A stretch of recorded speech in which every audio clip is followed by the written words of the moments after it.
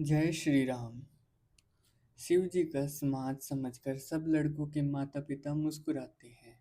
उन्होंने बहुत तरह से लड़कों को समझाया कि निडर हो जाओ, डर की कोई बात नहीं है। अफगान लोग बारात को लिवा लाए। उन्होंने सबको सुंदर जनवास से ठहरने को दिए। मैना पार्वती जी की माता ने शुभ आरती सजाई और उनके साथ की स्त्रियां उत्तम मंगल गीत गाने लगीं। सुंदर हाथों में सोने का थाल सुशोभित है। इस प्रकार मैना हर्ष के साथ शिव जी का परछन करने चली। जब महादेव जी को भयानक वेश में देखा तब तो स्त्रियों के मन में बड़ा भारी भय उत्पन्न हो गया। बहुत ही डर के मारे भागकर वे घर में घुस गई और शिवजी जहाँ जनवासा था वहां चले गए। मैना के हृदय में बड़ा दुख हुआ। उन्होंने पार्वती जी को अपने पास बुला लिया और अत्यंत स्नेह से गोद में बैठाकर अपने नील कमल के समान नेत्रों में आंसू भरकर कहा, जिस विधाता ने तुमको ऐसा सुंदर रूप दिया, उस मूर्ख ने तुम्हारे दूल्हे को बावला कैसे बनाया। जिस विधाता ने तुमको सुंदरता दी, उसने तुम्हारे लिए वर बावला कैसे बनाया। जो फल कल्प वृक्ष में लगना चाहिए वह जबरदस्ती बबूल में लग रहा है। मैं तुम्हें लेकर पहाड़ से गिर जाऊंगी, आग में जल जाऊंगी या समुद्र में कूद पड़ूंगी, चाहे घर उजड़ जाए और संसार भर में अपकृति फैल जाए, पर जीते जी मैं इस बावले वर से तुम्हारा विवाह नहीं करूंगी। हिमाचल की स्त्री मैना को दुखी देखकर सारी स्त्रियां व्याकुल हो गई। मैना अपनी कन्या के स्नेह को याद करके विलाप करती, रोती और कहती थी, मैंने नारद का क्या बिगाड़ा था जिन्होंने मेरा बसता हुआ घर उजाड़ दिया और जिन्होंने पार्वती को ऐसा उपदेश दिया कि जिससे उसने बावले वर के लिए तप किया। सचमुच उनके न किसी का मोह है, न माया, न उनके धन है, न घर है और न स्त्री ही है। वे सबसे उदासीन हैं, इसी से वे दूसरों का घर उजाड़ने वाले हैं। उन्हें न किसी की लाज है, न डर है। भला भांज स्त्री प्रवाह की पीड़ा को क्या जाने।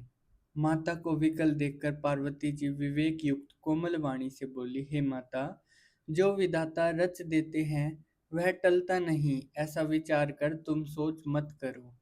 जो मेरे भाग्य में बावला ही पति लिखा है तो किसी को क्यों दोष लगाया जाए। हे माता, क्या विधाता के अंक तुमसे मिट सकते हैं। वृथा कलंक का टीका मत लो। हे माता, कलंक मत लो, रोना छोड़ो। यह अवसर विषाद करने का नहीं, मेरे भाग्य में जो दुख सुख लिखा है उसे मैं जहाँ जाऊंगी वहीं पाऊंगी।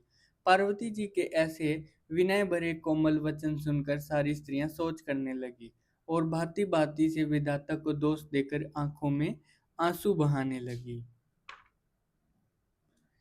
इस समाचार को सुनते ही हिमाचल उसी समय नारद जी और सप्तऋषियों को साथ लेकर अपने घर आए। तब नारद जी ने पूर्व जन्म की कथा सुनाकर सबको समझाया और कहा कि हे मैना, तुम मेरी सच्ची बात सुनो। तुम्हारी यह लड़की साक्षात जगत जननी भवानी है। ये अजन्मा, अनादि और अविनाशिनी शक्ति है। सदा शिव जी के अर्धांगिनी में रहती है। ये जगत की उत्पत्ति, पालन और संहार करने वाली है और अपनी इच्छा से ही लीला शरीर धारण करती है। पहले ये दक्ष के घर जाकर जन्मी थी, तब इनका सती नाम था। बहुत सुंदर शरीर पाया था, वहां भी सती शंकर जी से ही ब्याही गई थी। यह कथा सारे जगत में प्रसिद्ध है। एक बार इन्होंने शिव जी के साथ आते हुए राह में रघुकुल रूपी कमल के सूर्य श्री रामचंद्र जी को देखा। तब इन्हें मोह हो गया और इन्होंने शिव जी का कहना न मानकर भ्रमवश सीता जी का वेश धारण कर लिया। सती जी ने जो सीता का वेश धारण किया, उसी अपराध के कारण शंकर जी ने उनको त्याग दिया। फिर शिव जी के वियोग में वे अपने पिता के यज्ञ में जाकर वहीं योगना योगाग्नि में भस्म हो गई। अब इन्होंने तुम्हारे घर जन्म लेकर अपने पति के लिए कठिन तप किया है। ऐसा जानकर संदेह छोड़ दो, पार्वती जी तो सदा ही शिव जी की प्रिय अर्धांगिनी है। तब नारद के वचन सुनकर सबका विषाद मिट गया और क्षण भर में यह समाचार सारे नगर में घर घर फैल गया। तब मैना और हिमवान आनंद में मग्न हो गए और उन्होंने बार बार पार्वती जी के चरणों की वंदना की। स्त्री पुरुष बालक युवा और वृद्ध नगर के सभी लोग बहुत प्रसन्न हुए। नगर में मंगल गीत गाए जाने लगे और सबने भांति भांति के स्वर्ण के कलश सजाए। प्रकाश शास्त्र में जैसी रीति है उसके अनुसार अनेक भांति भांति के जोनार हुई, रसोइयाँ बनी। जिस घर में स्वयं माता भवानी रहती हो वहाँ की भोजन सामग्री का वर्णन कैसे किया जा सकता है। हिमाचल ने आदर पूर्वक सब बारातियों को, विष्णु, ब्रह्मा जी और सब जाति के देवताओं को बुलाया। भोजन करने वालों की बहुत सी पंगतें बैठी, चतुर रसोइये परोसने लगे। स्त्रियों की मंडलियां देवताओं को भोजन करते जानकर कोमल वाणी से गालियां देने लगी।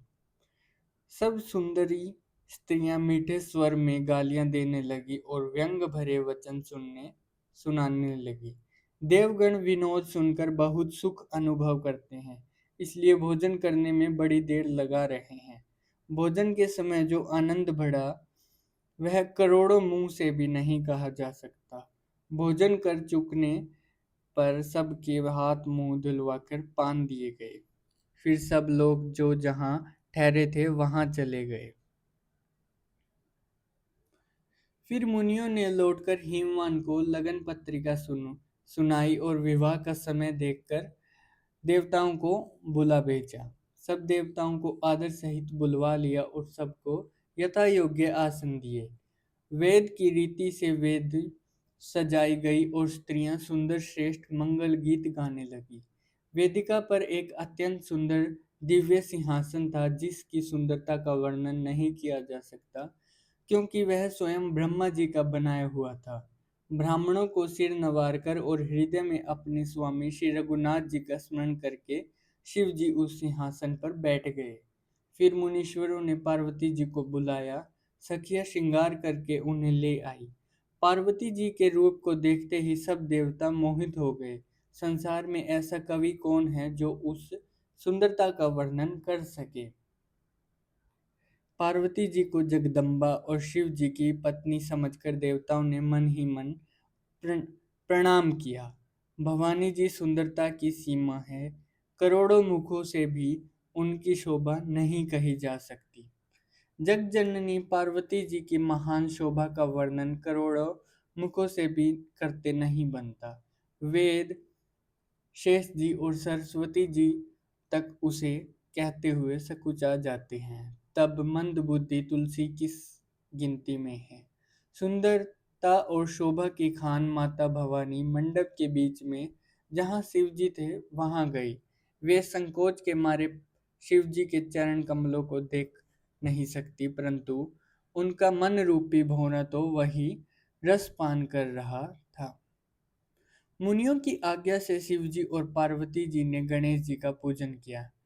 मन में देवताओं को अनादि समझकर कोई इस बात को सुनकर शंका ना करे कि गणेश जी तो शिव और पार्वती जी की संतान है, अभी विवाह से पूर्व ही वे कहाँ से आ गए। वेदों में विवाह की जैसी रीति कही गई है, महामुनियों ने वही सभी रीति करवाई। पर्वतराज हिमाचल ने हाथ में कुश लेकर तथा कन्या का हाथ पकड़कर उन्हें शिव पत्नी जानकर शिव जी को समर्पण किया।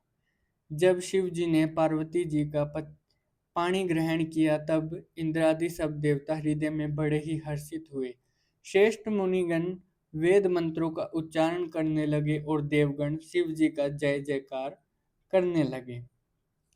अनेकों प्रकार के बाजे बजने लगे।